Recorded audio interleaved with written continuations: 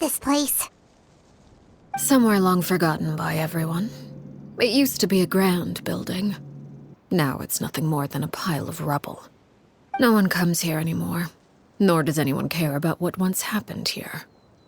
Although, this place does have something to do with the story I'm about to tell you. It was before I became a Harbinger, and before Linny and the others joined the House of the Hearth. Due to certain events, I first killed Clairvy and then her mother. And this is where it all happened. You were the one that killed Clairvy? Patience now. Allow me to explain Clairvy's side of the story first. I'll start from the beginning. Clairvy was 6 years old when she was brought by her mother, Crucibina, to live in the House of the Hearth. From the outside, it seemed like a fairy tale. A thriving family made up of kind adults and friendly children. Crucibina was the knave at that time, and the House of the Hearth was under her control. She was Clairvy's mother by blood, but she was also the mother to all the children in the house. Clairvy was happy here, for a time. But she quickly realized that being part of this family wasn't a fairy tale at all. It was a kind of purgatory. Purgatory? Exactly. The House of the Hearth takes in war orphans from all over Tevat. But as for how to raise them, that depends entirely on the person in charge. Crucibina came up with a novel idea. She would teach the children to fight, force them to duel each other, and then crown as the king of the house the child who proved themselves most worthy of inheriting her title. It's difficult to estimate the number of children who died or were maimed in the process. There's little I can say about the ones who died. The ones that emerged with permanent injuries, on the other hand, well, they still served a purpose. They would be handed over to the doctor to be experimented on, or sent away on dangerous missions. Nothing more than tools to be used and then discarded. So those were the experiments Clairvy was talking about. But what actually happened to her? You said that Clairvy was Crucibina's daughter, so if Clairvy tried to convince her to stop what she was doing, Crucibina probably would have listened, right? Despite being Clairvy's mother, Crucibina cared little for her daughter. She forced Clairvy to join the House of the Hearth only as a means to demonstrate her own impartiality as a mother, to prove that she treated all her children equally. Clairvy did try to convince her mother to change her ways, but it was to no avail. After her efforts failed, the only other option was to rise up and try to fight back. Unfortunately, the other children had already been thoroughly indoctrinated into the illusion of happiness Crucibina had created. Of course, there was one exception. Someone Clairvy's age who knew the truth about the House of the Hearth. Her name was Peruere. Wait, the friend that Clairvy mentioned? Friend, huh? I suppose we can call her that for now. Clairvy was a cheerful and passionate person with a tenacious spirit. Peruere, on the other hand, was rather cold-blooded. Her cold-blooded nature allowed her to see through Crucibina's facade. Yet, it was also this cold-bloodedness that prevented her from acting against it. At least at first. While Clairvy longed for freedom, Peruere was convinced that, amid all the fighting and violence, she would make it until the end. Despite their differences, the two became fast friends, united by their knowledge of the truth. Clairvy told Peruere that she hoped to create a real family, where no one would be killed or sacrificed. There may have been a certain naivete to her ideas, but Clairvy proved her determination many times over. She tried countless times to run away, ask for help, or expose the truth. But her efforts only earned her beating after beating. The only thing that kept her going was her strength of will. Even with her body racked with pain, she would still stand on her tiptoes and open the window at night. she and Peruere would look out at the moon together, a fierce longing for freedom shining in her eyes.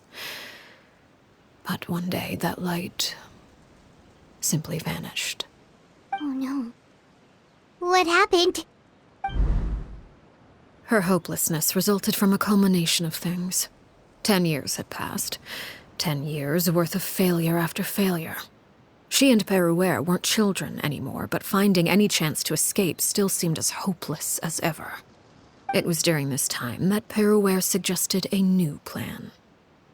If escaping was out of the question, why not take down the very person sitting on top of this throne of lies?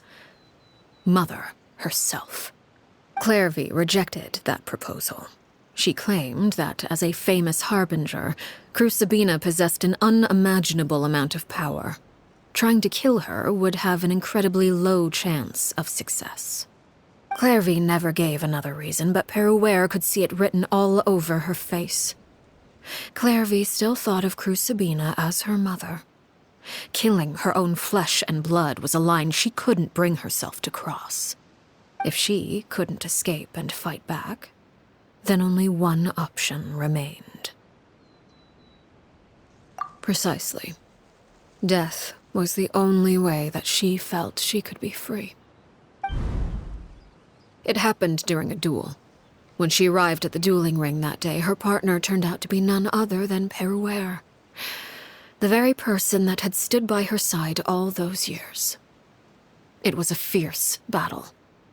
But ultimately, Clairvy decided to let Peruere end her life. From that moment on, Peruere's journey was one written in flames. When the rain finally came and washed it all away, there she stood, the sole victor in Mother's endless game of slaughter, a trail of corpses strewn across her path to success. It was the very result she had predicted 10 years prior. Even then, she believed she would make it until the end. She wasn't surprised by the fact that she emerged as Mother's undisputed heir. Rather, her success left her with an inexplicable sense of restlessness. She was unsettled, and there was only one thing that could quell that sensation. Perhaps you two would like to take... Crucibina, you mean? But... Correct. This is the place where Peruere killed her best friend. A mere year later, this is also the place where she fought tooth and nail to kill the mother they shared. The moment she acted, any conception of what was right or wrong ceased to matter. It's one of the principles of the house. Only those who survive get to write the rules. Peruere won the battle, and became a harbinger herself. After which Her Majesty, the Tsaritsa, bestowed upon her a new name. Arlecchino. So the Perry Clairvy was talking about... It was you all along. You're Peruere. Arlecchino is just a name you got later. I left that name behind long ago. I must say, hearing it now does bring back memories. After I defeated Crucibina, the moniker of Mother died with her. I chose to forego the title she called herself, and even chose to give up my own name. I rebuilt the House of the Hearth under a new identity. Not only as Arlecchino, but as father. And that is where the story ends. Any more questions? Yeah. Based on what you just told us, Clairvy wasn't a little kid when she was killed. So the Clairvy we met... Was she really a spirit at all? I suppose you could call her an illusion born of flame. Her existence is like ashes to a fire. Something left over in the wake of blaze and ruin. You see, a certain power runs through my veins. It's not unlike a curse. My flames leave behind shadows of anything they consume. Of course, The chances of those shadows morphing into a sentient entity are exceedingly slim. Clairvy is a very special case.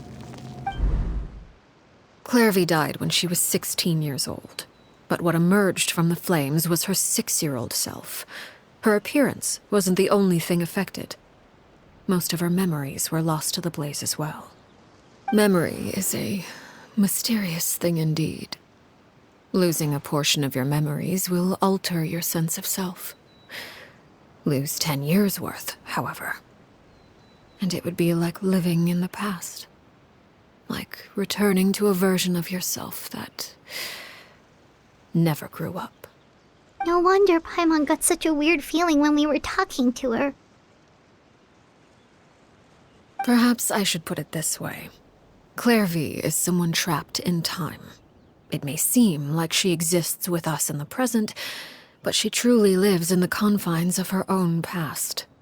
So if all of that is true, then you must have known about Clairvy for a long time. Indeed. She's a rather volatile and unstable entity. Sometimes she would look after the children. She's even saved some of their lives. But other times, she would hide from me and become obsessed with revealing the truth about the house to anyone who will listen. Shadows don't have the capacity to learn or grow. Any new information they encounter is quickly forgotten over time. Your attempts to expose Clairvy to sunlight, they failed, yes? The reason is actually quite simple. In Clairvy's mind, the house is impossible to escape, and it is this very perception that traps her there. But no matter. All I have to do is kill her again, and all will be resolved. I don't anticipate so much as a single speck of ash will be left behind this time. Wait! Paimon can understand why you might want her gone, but isn't there another way? So what if she's trapped in her 6-year-old self? She's still your friend! At least talk to her first! It's too late for that.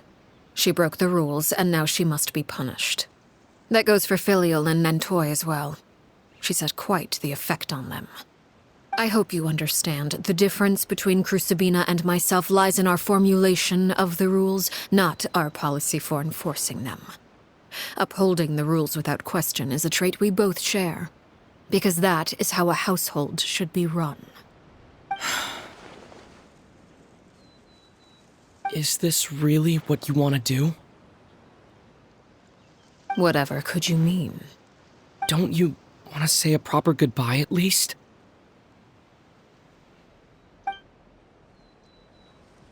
Whether as a killer or as a father, there are two things that must be avoided at all costs: anger and sorrow. Anger makes you impulsive. Sorrow causes you to waver.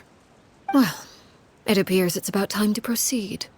Before we arrived, I told some of my well-behaved children to bring our troublemakers here by nightfall.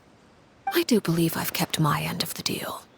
I give your friends quite a bit more time. As for what happens now, we'll just have to wait and see.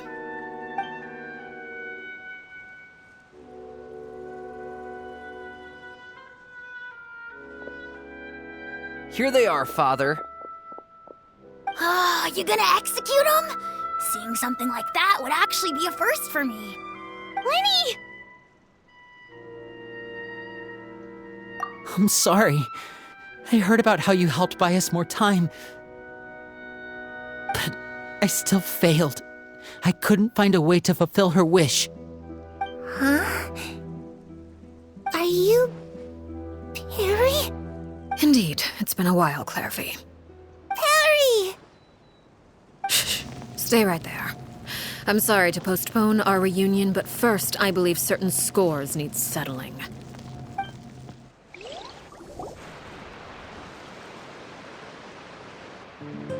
Father, let me explain.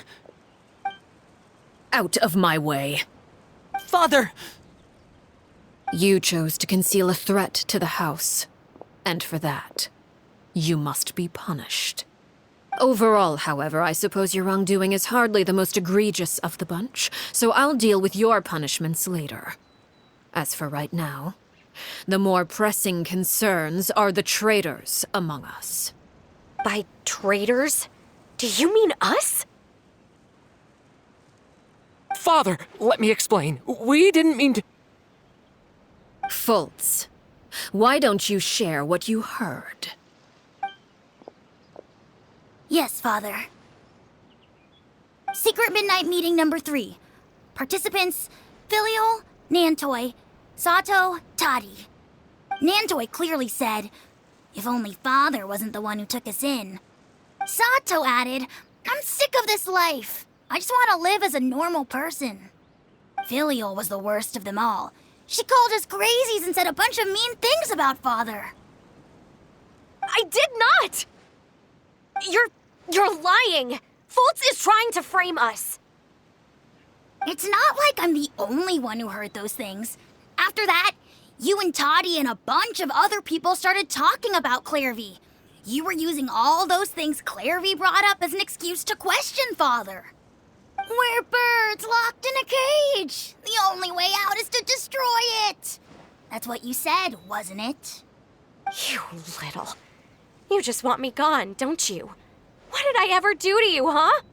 And you, Sheplo, have you forgotten who stood by your sickbed, watched over you, and changed your dressings? Come on, let's hear it then. What's your reason for all this?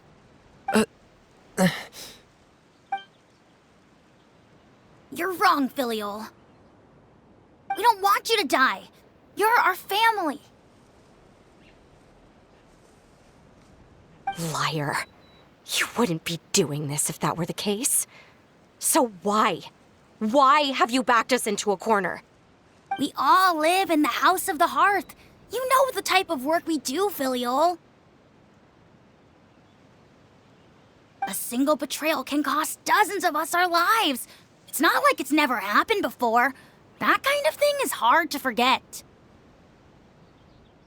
That's why the House of the Hearth cannot tolerate any form of betrayal. Ever since we came to Poisson, you've had 7 secret meetings. A lot of the things you talked about really crossed the line. You've been spying on us for half a month? Wait a second. Now that I think about it, the move to Poisson was just a way to make it easier to spy on us, wasn't it? Because we were all in one place. You've had this planned all along. Filial, Nantoi, I'm sorry. I owe you both my life. I owe Clairvy too. If it weren't for all your help after I got poisoned, I wouldn't be standing here today.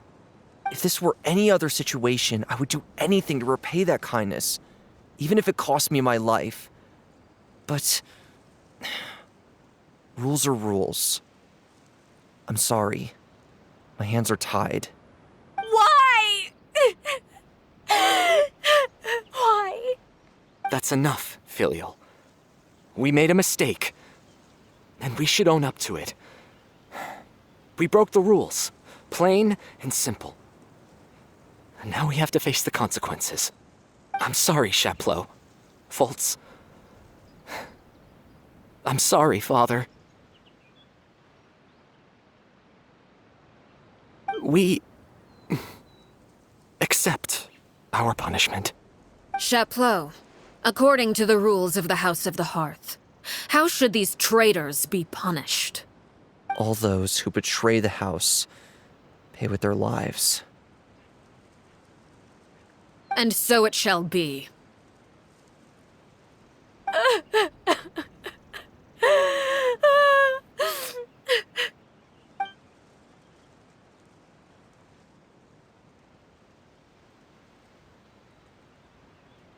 Father, please wait! Something you want to say, Linny? Please reconsider, Father. What Filial and the others did, does it really count as betrayal? We all come from broken families. From the very first day we joined the House of the Hearth, we wanted nothing more than to make it a real home. But the truth is, none of us know what a real home should look like. I'm not saying I have all the answers. All I know is this. Killing Filial and the others may uphold the rules, but doing so will only bring us further away from being a real family than we've ever been. So please, Father, please reconsider. I agree with Linny. Father, please. Linny, you...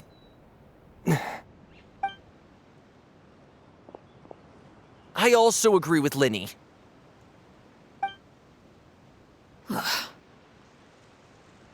An order once given cannot be rescinded.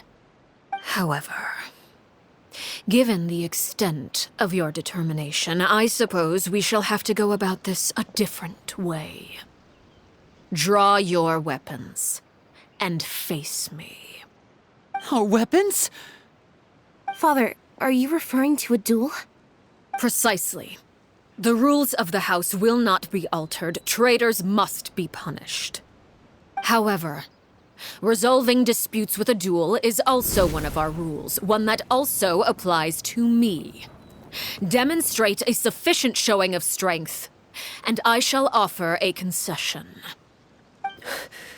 Wait. Beat Father in a duel? Impossible. Father is way too strong, even for Linny.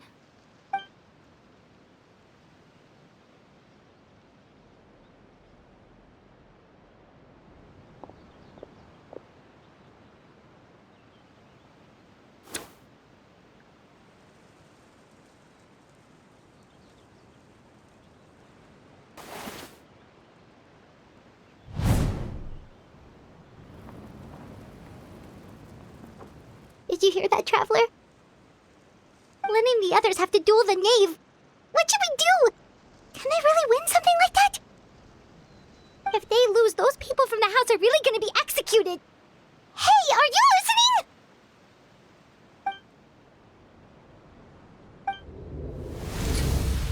Don't you want to say a proper goodbye at least? Anger makes you impulsive. Sorrow causes you to waver.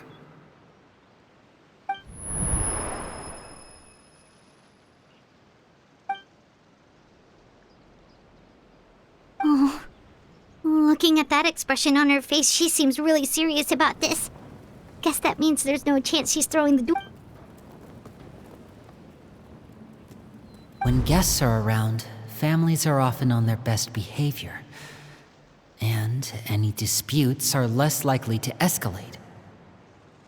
When the time comes, make the choice that you deem most appropriate in the situation, and lend your help to the House of the Hearth. What's wrong, Traveler? Hey, where are you going? Traveler?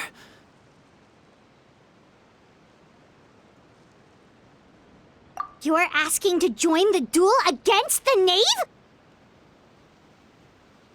I'll allow it. We do have a ready-made dueling ring at our disposal, after all. All I would advise is this. Keep a firm grasp on your weapon, and give it your all. Any less, and you may just lose your life.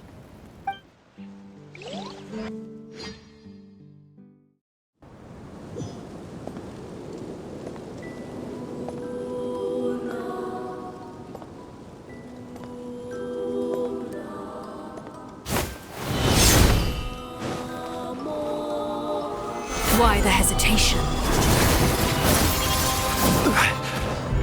Watch out for Father's Rising flames! Is it my turn now? Faster? Okay, faster.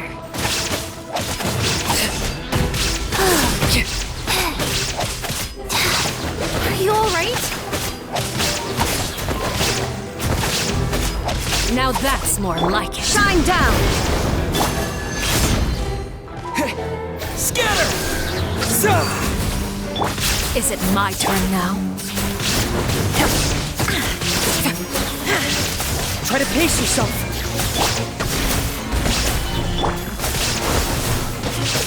Yeah. Torn to oblivion! Is it my turn now? Spare your energy. Running is of little use.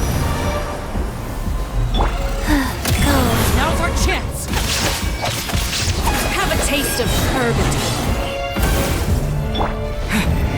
Propagate! Opening box of Adeptitrix.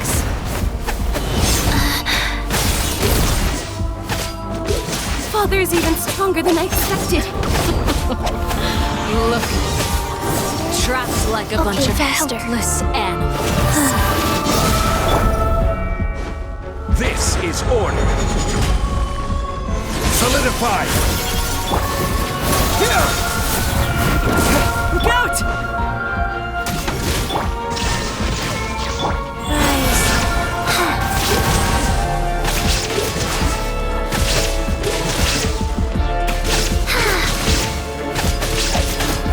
Illusion shattered!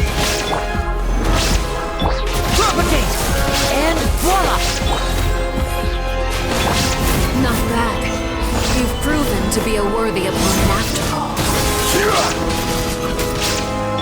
Spring forth! Look at you. Trapped like a bunch of helpless animals. Hang in there.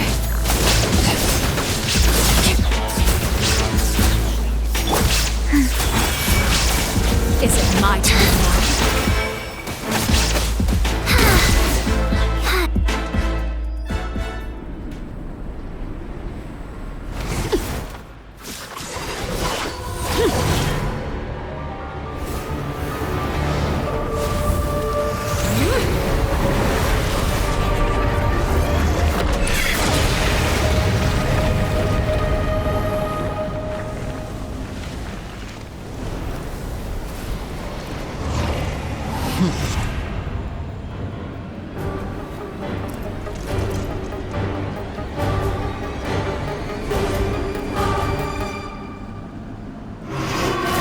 Kindness has been seared away. My blade is all that remains. There is no escape. Scatter! Gather. I will have order. Propagate!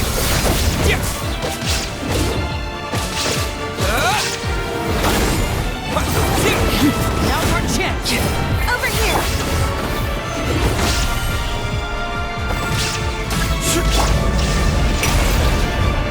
Let's see how strong your resolve truly is.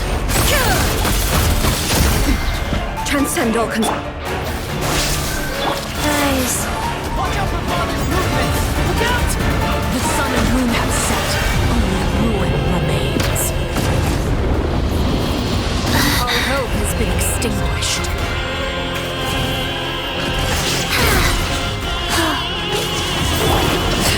Thunderbolts. Who's next? Now's our chance! Over here. Stabilize. Order guide you. Propagate! Germinate! Sacred. Watch out for Father's movements! Look out! Sometimes only the beginning.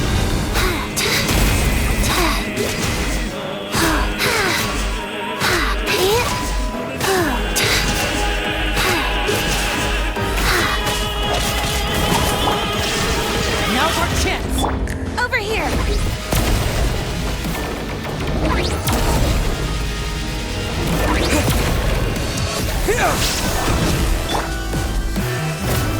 Solidify.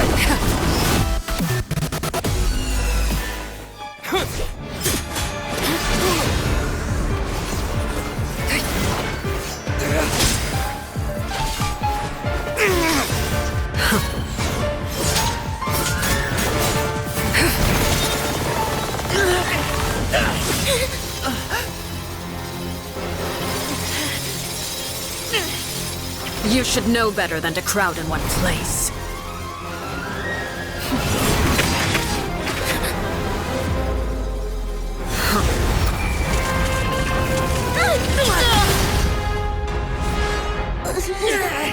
Oh, I know. No! I'm sorry, Father!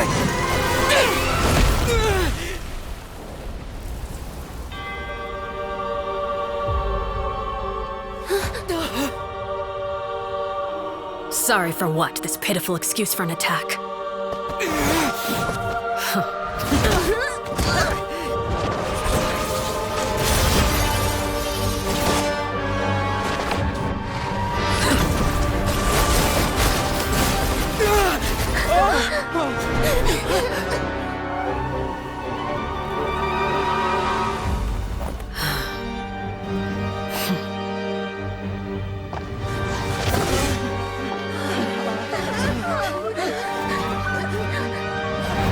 Father, no!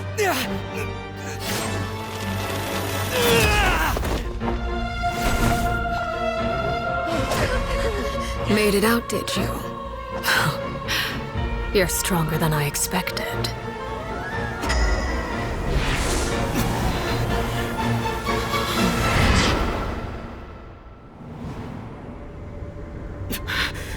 A crimson moon? I can't move.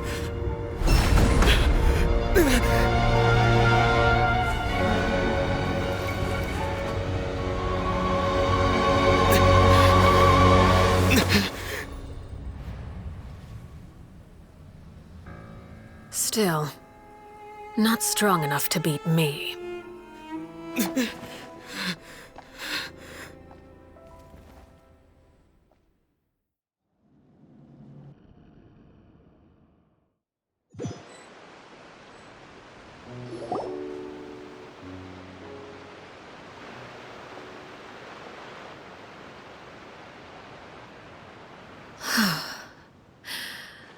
I believe we can end things here. It's not often that we get to enjoy the company of guests, after all. We wouldn't want things to get too out of hand. Brother, are you alright?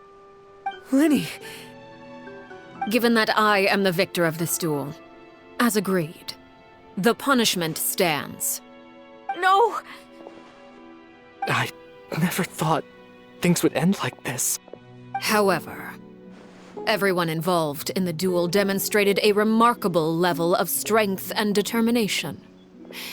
In light of this, I'm prepared to change the method of execution. Elwar, the bottled flames I gave you for safekeeping. Do you still have them?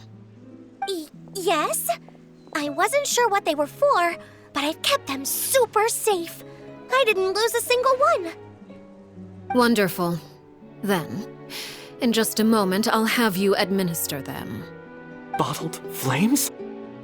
Indeed. They're the product of a secret experiment. Under certain special circumstances, flames can be extracted from my person and preserved. Once ingested, searing pain will spread across every inch of your body. No harm will come to you physically, but your memories will be burned away. If you can withstand the pain. When you awake, you'll have forgotten everything you know about the House of the Hearth, and will be expelled from the organization. In other words, administering this concoction will kill the version of you that grew up in the house, and give you a new identity.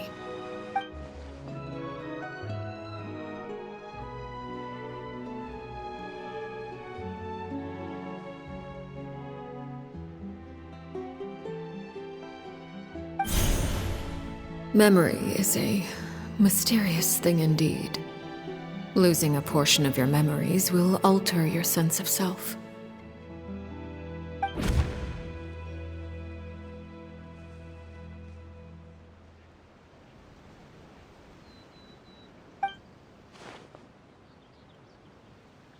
So, you're just letting us go, Father?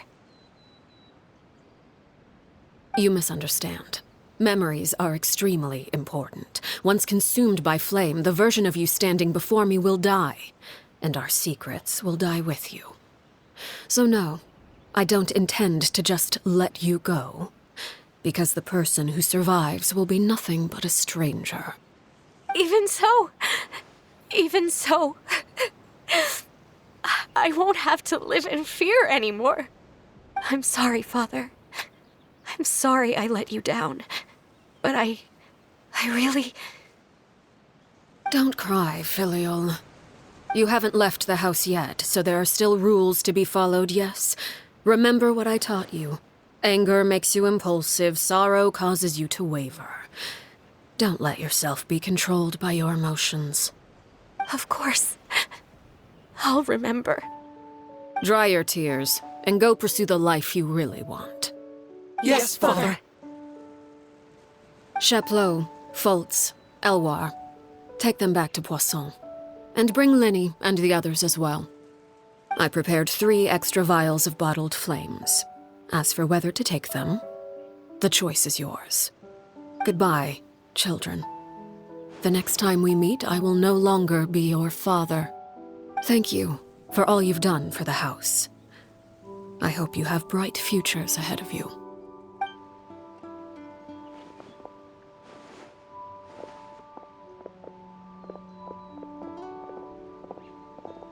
Father! Let's go.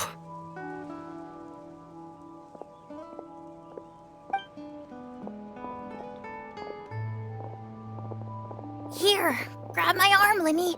I'll help you walk back. Thank you.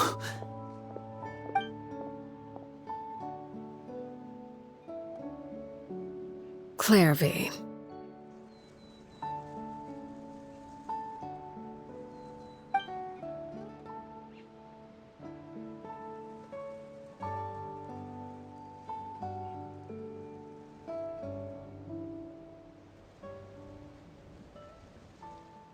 Can we talk now? I've been waiting for a super long time. You really are Perry, aren't you? I haven't seen you in so long. How come you're all grown up? Wait, did I somehow travel to the future on accident? Or am I dreaming? What a long dream. Neither. You died, Clairvy. That's what happened. You could have at least sugarcoated it a little. Look, she's that speechless.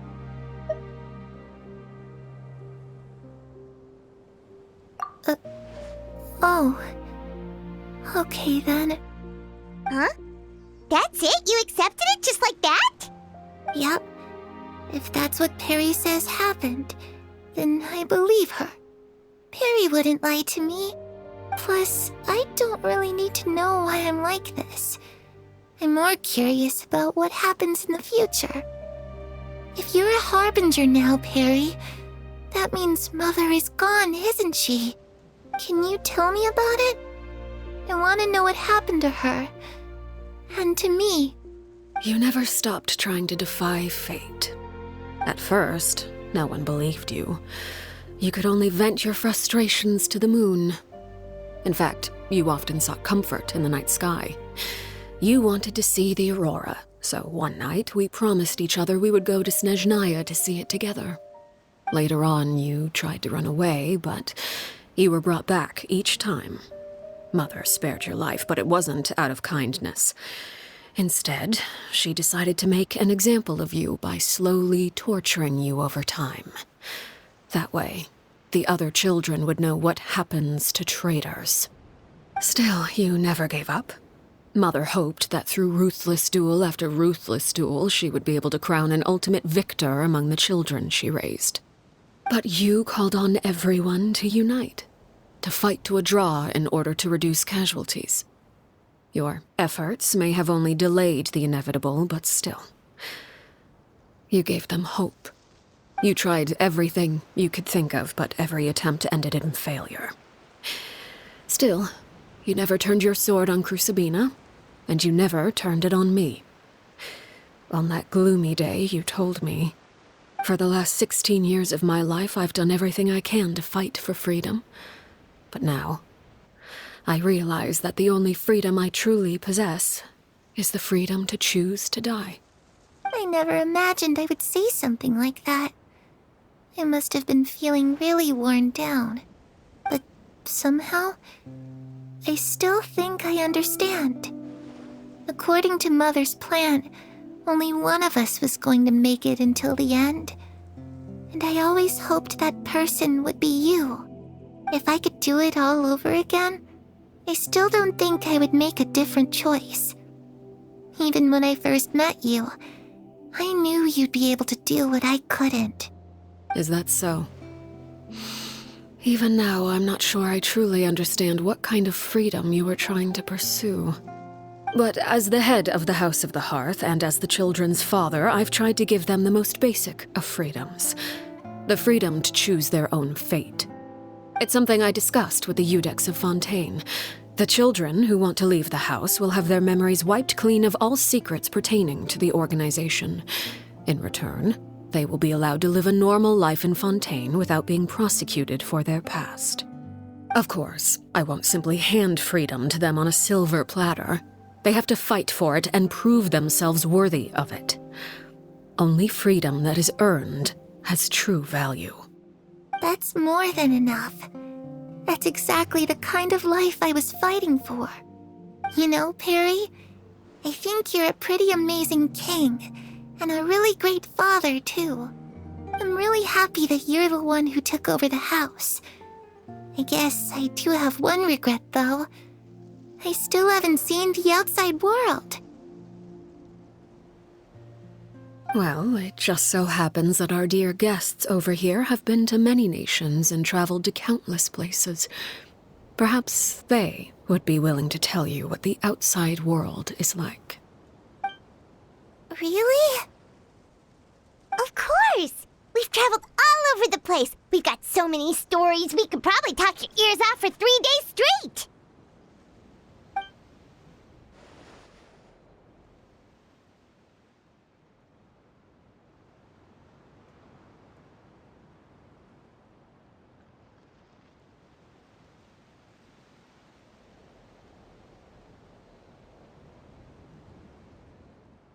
You know, I used to dream of being a bard.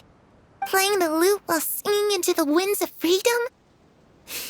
Even if there was no one there to listen, I would have continued to sing no matter what.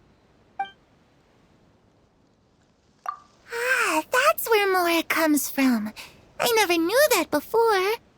If I had some Mora, I would buy 3 new dresses. One for me, one for Perry, and one for Mother. It's just too bad Perry doesn't like wearing dresses. And Mother, well, she probably wouldn't accept something like that either. I guess I'd just have to keep them all for me then. I could wear a different one every day. Those yokai you mentioned, what do they look like? I once saw a drawing of this one guy with horns on his head and a super scary face. Are there any yokai like that? Oh, sounds like you're talking about an Oni. Yep, we've met one, and let Paimon tell you, they're not nearly as scary as they look.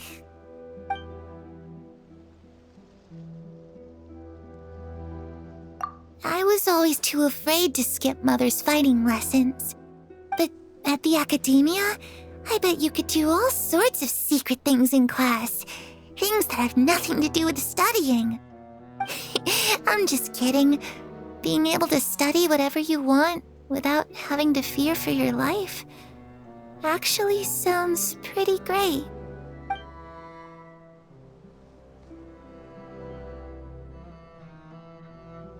The situation was super dangerous. Lenny and Lynette were accused of committing a crime, and they were going to have to stand trial at the Opera Epicles. Oh no, that must have been hard for all of you. What happened next? Don't worry, we were able to turn the situation around super quickly, all thanks to Detective Paimon, of course. How'd you do that? Come on, tell me. Okay, so it was like this. After the failed magic show, we rushed to the scene and...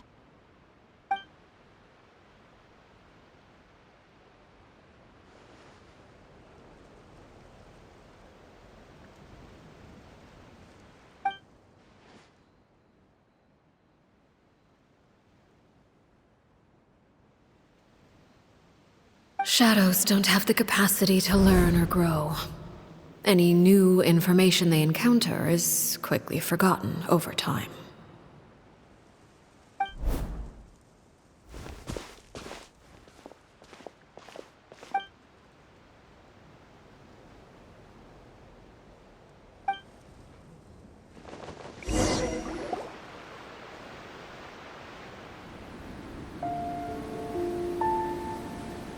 Clairvy, you've worked tirelessly from the shadows to overthrow the House of the Hearth. Now, by my authority as the Knave, I shall announce how this matter ends. You are hereby expelled from the House of the Hearth. You are no longer tied to this place, nor are you bound by its rules. You're saying that I can finally leave? I get to experience the outside world as well?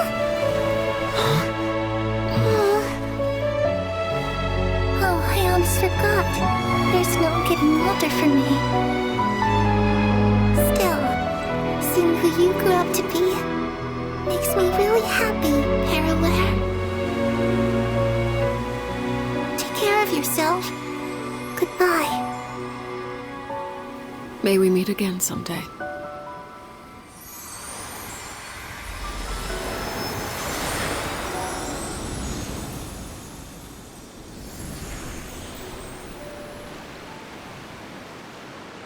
Clairvy. She left so soon. Paimon didn't even get to finish her story.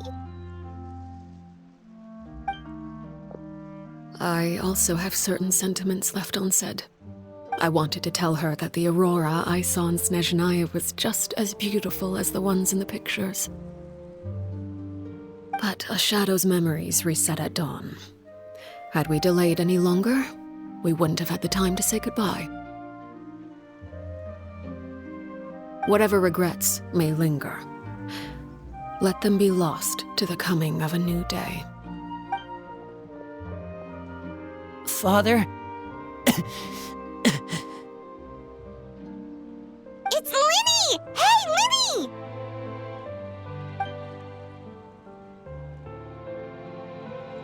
What is he doing back here? Let's go check it out.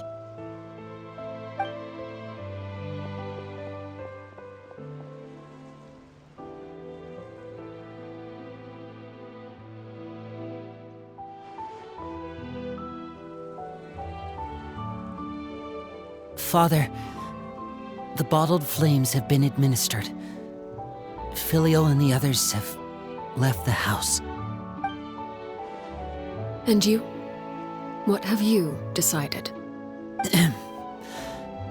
Thank you for giving us that choice, Father. But we never wanted to leave the house. It's the only home we've ever known. Lynette and Fremine feel the same way.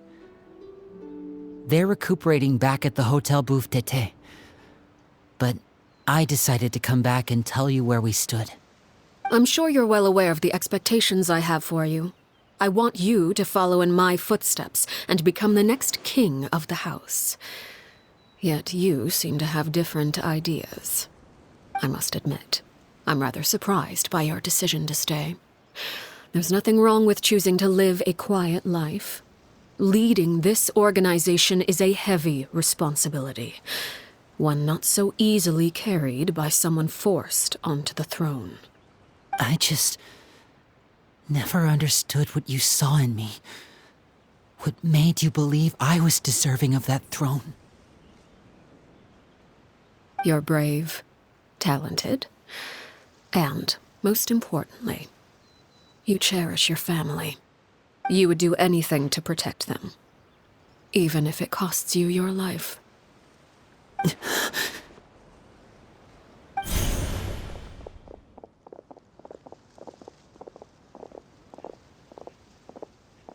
Speaking up back there was so brave of you, Linny. It's all thanks to you that we were able to convince Father to back down. You're a hero, Linny. Hero. Father is the real hero. Had Father gone all out during the duel, there's no way I would have walked away with my life. She must have had it all planned from the beginning, from the very moment she suggested a duel. I'm not deserving of that title. I'm not strong enough or smart enough. You're wrong. In my opinion, all you need to be deserving of the throne is conviction and the necessary strength to act on it. We may have different ideas of what it means to be a family, but you can hardly be said to lack conviction. What you truly lack is strength. For someone of your talent, though, that's something that will come with time. Even without that strength, you still chose to face me in a duel, even though the odds were stacked against you. That capacity to honor your convictions is what I truly see in you. Father. No one knows what the future holds, what tragedy or triumph may be in store. Being at the head of this organization requires the strength of will to face whatever comes. Caution will only hold you back. If reaching a certain standard were required to go after what you want, I would never have succeeded in killing my predecessor. Back then, there was still a considerable gap between our abilities. Strength may decide the ultimate victor, but those who let a lack of strength dictate their decisions or undermine their convictions will never be worthy of the throne. I understand, Father. Thank you. Children must grow up to surpass their parents. Only then can a family continue to flourish. The road ahead is not an easy one, so I'll ask you one last time. Are you certain you want to stay? You've done so much for me, Father, and that kindness must be repaid. Plus, with Project Stuja at hand, there are many dangers ahead, and I, for one, don't intend to back down. Protecting my family at all costs. That's my conviction. Then you're welcome to stay. As for Project Stuja, you need not be too concerned. If those cowardly businessmen and heartless dignitaries try to take us down, I'm prepared to teach them a lesson. Having members who longed for the light was our organization's last weakness. With those members no longer among our ranks, the House of the Hearth is like a spider hiding in the shadows. We need only wait for our prey to come to us. At present, our imperative is to use their plan to our advantage. In doing so, a crimson moon shall rise amid the frigid blizzards of winter. No demonstration of loyalty shall go unrewarded, and no sacrifice shall be in vain. As for the two of you, whether we meet again as friend or foe, I'll remember the camaraderie we shared in this moment. No matter how arduous the journey ahead, I hope we both reach our desired destination.